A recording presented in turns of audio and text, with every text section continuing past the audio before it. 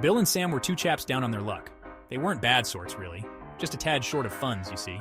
What we need is a little business venture. A simple plan began to form. They'd kidnap a child, a wealthy one naturally, and then collect a hefty ransom. It seemed like a foolproof plan at the time. Little did they know what they were getting themselves into. Let's choose the son of Ebenezer Dorset, a prominent citizen known for his frugality. The boy, Johnny, is said to be around 10 years old. A mere child, easy pickings? The kidnapping itself went swimmingly, perhaps a bit too swimmingly. Johnny, a freckled ball of energy, practically leaped into their carriage. He seemed more thrilled about being kidnapped than they were. I'm Red Chief, and you're my captives now. Bill and Sam exchanged uneasy glances. This wasn't quite the terrified hostage they'd envisioned. Red Chief was a force of nature. He chattered incessantly, mostly about cowboys and Indians, never seeming to take a breath. He demanded to know everything about their hideout, a dilapidated cabin in the woods. Bill and Sam, seasoned adventurers that they weren't, began to feel a twinge of something like regret. This Red Chief was turning out to be a bit much. Red Chief was not content with simply being a captive. Oh no, he had to be the ringmaster of the whole operation. He insisted on renaming Sam Snake Eye and Bill, rather unfortunately, Old Hank. He then informed them that Snake Eye would be his trusty steed for the day. Giddy up, Snake Eye! A rather winded and bewildered Sam found himself being ridden like a pony through the underbrush. Bill fared no better. Red Chief, with the boundless energy of youth, decided to play a rousing game of cowboys and Indians. This involved a great deal of whooping, improvised weaponry, and Bill being tied to a tree with surprisingly intricate knots. It was becoming increasingly clear that they hadn't kidnapped Red Chief. Red Chief had kidnapped them. The ransom note was proving to be a bigger challenge than they'd anticipated, primarily because Red Chief wouldn't stop interrupting. Tell Pa I want a pony and a whole chest of pirate treasure. Their carefully crafted threats were becoming increasingly nonsensical. Bill was certain they'd be laughed out of town if anyone ever read the thing. This is hopeless. Sam, meanwhile, was attempting to cook up some dinner. Red Chief naturally insisted on helping. This resulted in the unfortunate incident involving a missing bag of sugar, a very sticky raccoon, and a pot of beans that tasted suspiciously of pine needles.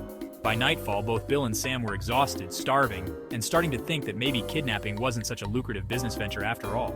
Maybe we should have just stuck to honest work. Sleep was a luxury Bill and Sam hadn't realized they valued so much. Red Chief, it turned out, didn't believe in such frivolous things. So One-Eyed Ike, my pet bear, he once fought off a whole gang of bandits with just his claws, you know? He kept them up till the wee hours, regaling them with tales of his imaginary pet bear, One-Eyed Ike, who sounded suspiciously like a thinly veiled version of the school bully. Can you believe this kid? A pet bear named One-Eyed Ike? Just try to stay awake, Bill. Morning's gotta come sometime. Daylight brought no respite. Red Chief, in his infinite wisdom, decided they would play a new game. Scalp the settlers. Oh no, not again. Bill found himself once again tied to a tree, this time with his hair being vigorously tugged by a giggling Red Chief. Hold still, Snake Eye, we gotta finish this game. Bill, a man of simple pleasures and even simpler patience, finally snapped. That's it. I can't take it anymore. This child is going to be the death of me. Red Chief, momentarily taken aback by Bill's outburst, just blinked at him with wide, innocent eyes. But Snake Eye, we haven't finished playing pirates yet. Sam, ever the voice of reason, mostly because he was too tired to argue, patted Bill on the back and suggested they try negotiating with the Little Terror once more. Come on, Bill, let's try talking to him again. Maybe we can work something out. They managed to get a message to Mr. Dorset, omitting the parts where they were being held hostage by a 10-year-old.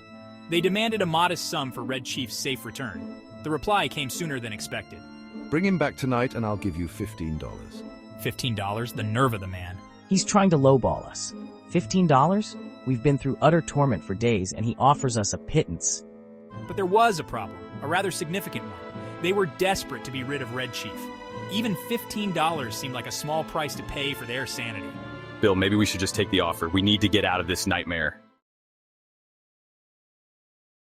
We returned Red Chief that very evening, much to the boys' disappointment. He'd grown rather fond of his captives. Mr. Dorset, a man who clearly knew the value of a good bargain, handed over the money with a knowing smirk. As Bill and I clambered into our carriage, we could hear Red Chief's heartbroken cries of, "But Pa, we were going to hunt for buried treasure."